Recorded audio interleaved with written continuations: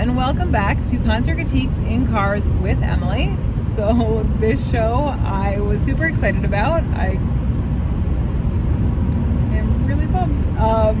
It was at the Anthem, which actually was surprisingly super easy to get to today. Of course, the parking was as always a pain, but yeah, actually getting there was not terrible, so that was a nice surprise. I really was thinking it was going to take longer, but it actually didn't, so that was cool.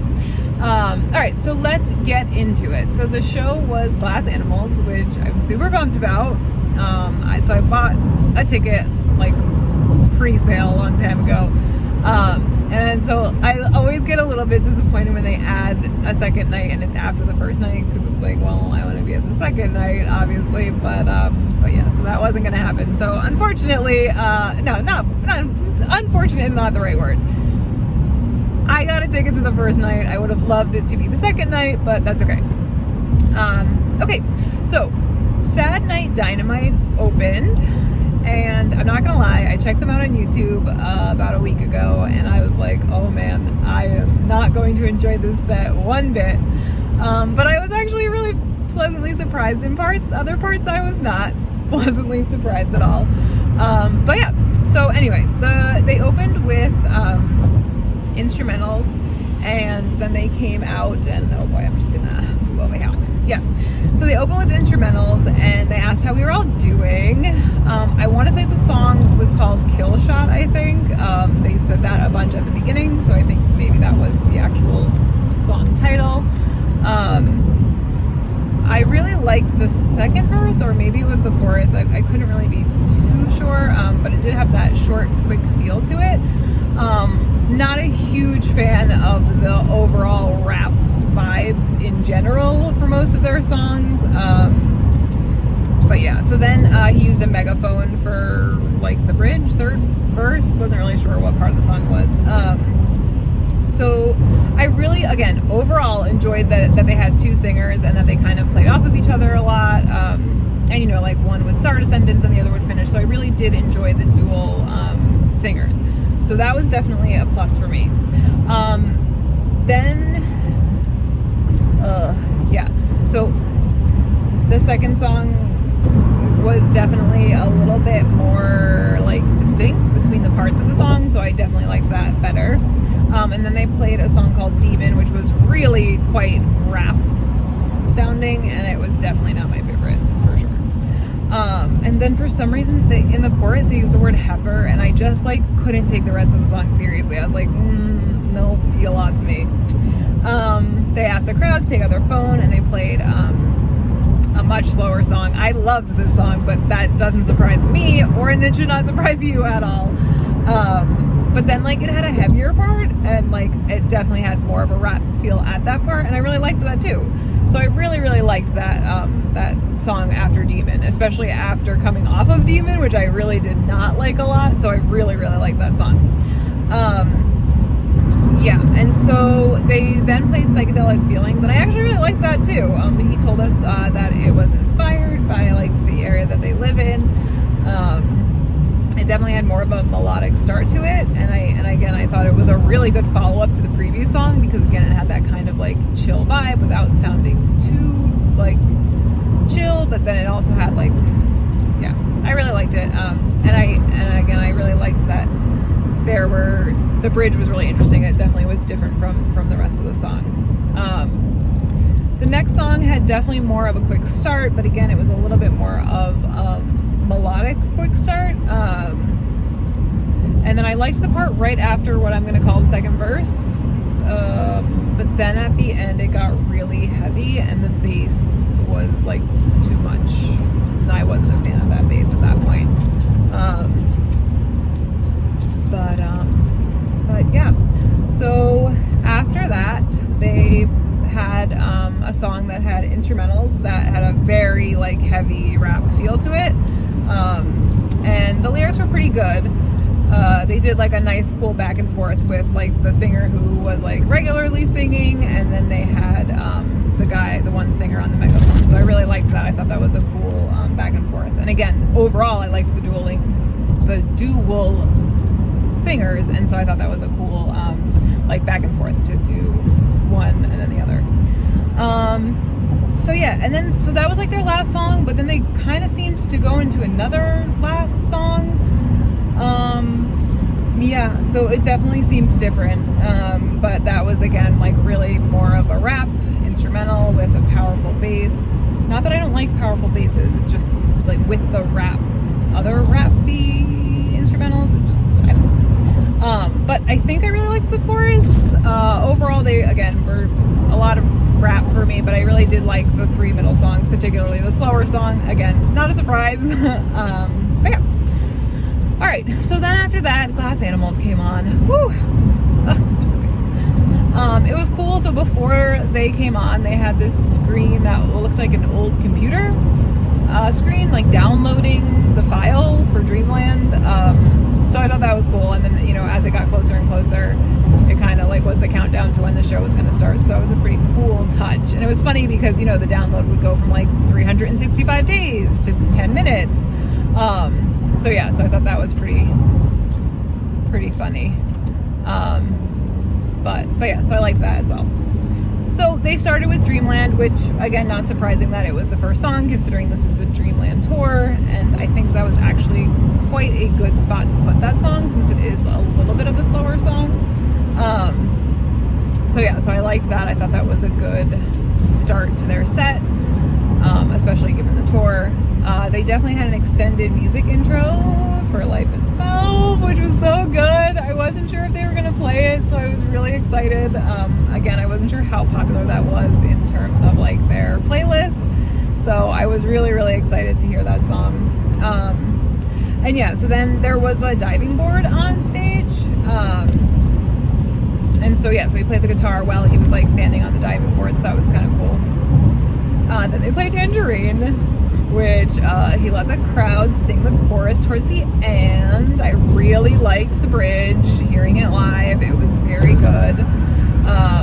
And then he stopped near the end and told us that he thinks that we're going to be the best show on the tour, which I'm sure he will say tomorrow. So if you are watching this and you went to tomorrow's show, please let me know if he also said that to you guys. So super interested. Or if you've gone to a previous show and he said that. I'm sure he says that all the time.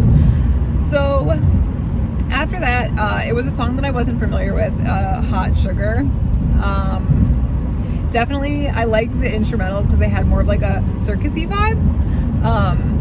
And I liked the change during the bridge. Lots of cool like instrumental transitions and just like big changes. Didn't love it for me personally, just because I went from, Life Itself, Tangerine, and then a song I didn't really know. So that was a little disappointing. Then they played The Other Side of Paradise. Again, not a song that I knew really well. I did enjoy the sudden changes in instrumentals, which is obviously kind of their MO. A lot of their songs have that. And I really, really loved the lyrics of the bridge. I thought those were really great. And so I really liked that song. And then they definitely had a nice extended intro into Space Goes Coast to Coast, and the singer stopped and was like, oh, you know the lyrics, huh? So that was pretty funny. So, obviously they started playing, but they didn't start singing, and so the crowd started singing, and that's when he said that. So I thought that was kind of cool. I also loved, which, listen, I may have just been hearing things, but I don't think so. He definitely at one point had a like more gravelly sound to his voice when he was singing the chorus, like right before he stopped for a long pause to finish the song. And so I loved that. I thought it was such a good touch. Again, I really like subtle changes like that when artists do that live. So I really, really liked that. And again, I don't think I was just hearing things. It definitely seemed like he kind of changed the way he was singing it. So that was cool. Then the crowd started cheering Wavy Davy, and the singer was like, oh man, I'm going to regret that. Even my mom calls me that. Then they played Waterfalls Coming Out Your Mouth. Didn't really know that song. It was okay. It was fine. No, okay is not good as a description. It was good. It just, I didn't know it that well, and it was the first time really I had listened to it. So then they did a long instrumental like start/transition. I don't know what it would be considered, transition from the previous song or just the start to the next song. But they played It's All So Incredibly Loud. OMG. Wow. That song was so good. Like, again, I didn't know that song super well. I definitely have heard it before and enjoyed it when I listened to it. But just hearing it live, like listening to the lyrics, such a good follow-up to the previous song. Like feel-wise, they both had like a very similar feel. And again, like just this, you have this like beautiful, longer introduction, and then you have like this great follow-up. I loved the lyrics. Oh, it was so good to hear that song. I really, really like that song. Someone had a sign that said it was their birthday, so we said happy birthday, and then they played Your Love. I really loved, like, so at the beginning it was like more of an acoustic sound, and what I think they did is they played the chorus first in that acoustic sound thing. They played, I think they played the chorus first, which normally in the like digital recording they don't do that. I don't know, I could be wrong. But then they went into the song after that, and so like after that initial acoustic-y part, it got like much more upbeat and like more dancey. And so I really think that was a smart choice to start with that more acoustic feel, especially because then you get, coming off of the previous song. So again, really liked that. So much energy, like whenever he wasn't singing, he was like dancing all around the stage. So that was a really cool song to see live as well. Sorry guys, gotta turn the page here. So then after that, they played Take a Slice, which again, super high energy, fantastic follow-up to all that energy that was just on the stage. So that was really awesome. Then they played I Don't Want to Talk, I Just Want to Dance. So that was a fun song. I obviously knew that they were going to play that and was looking forward to that. So yeah, again, great follow-up. They had 3 great high energy songs right in a row, especially coming off of the slower part of the set. So I really, really liked those 3 right in a row. Super fun to see live, really good song. After that, they played Gooey. So, loved the bridge live. I thought they did a really nice job with that. Or maybe it was just like the repetition of the last few lines of the chorus, and I also loved the instrumental outro. So let's talk about this song for a second, because I know it's like a big deal. So obviously Gooey is a super popular song of theirs, and it's interesting because it has such a strange vibe compared to some of their other songs that it's hard to place, right? Do you place it in the encore because you know people love it, or do you place it, in that set of slower songs? Do you place it at the beginning? I don't know. So I thought it was really well placed. Again, personally for me, I like some of their other songs more. So the fact that it wasn't the end song in the encore, I was happy for that. And then the fact that it wasn't before certain other songs that I'll get to, I was actually happy about that. Again, just because I like those other songs a little bit better. But I thought it was really well placed, especially because the next song they played was Youth. And so that song, to me, I like that song more than Gooey. And so I thought in terms of fan favorites, that was a good 1-2 combo, right? Is you get Gooey and then you get Youth. Oh my gosh, I was so excited to see that song. I was so excited. It was fantastic. So then at the end of that song, he grabs a guitar and totally changes the instrumental outro. It was, beyond amazing. There are just no words. It was so fantastic. Fantastic. Get it, guys? Fantastic. Okay. Yeah, I know. Don't worry about it. That's probably not even the right song. Anyway.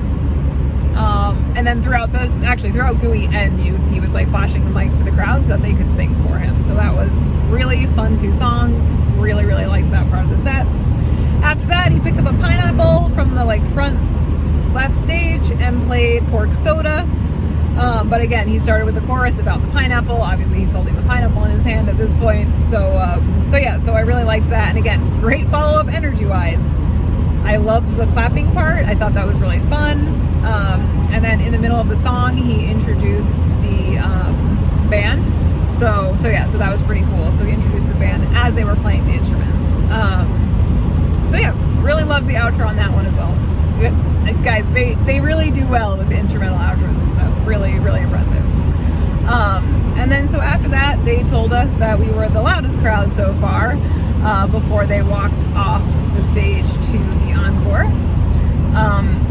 And again, I obviously knew they were going to play Heat Waves at some point, but I was very unsure as to what the other song was going to be because, you know, I don't know. I was like, well, they played Gooey, like what could it be?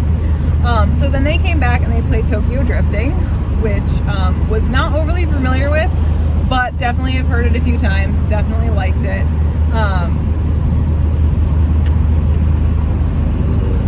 Yeah, so really loved the chorus live, thought it was awesome. And then at the end, he slowed down, which I don't know if that happens in the actual song, but I really loved it for the set. I thought that was really cool.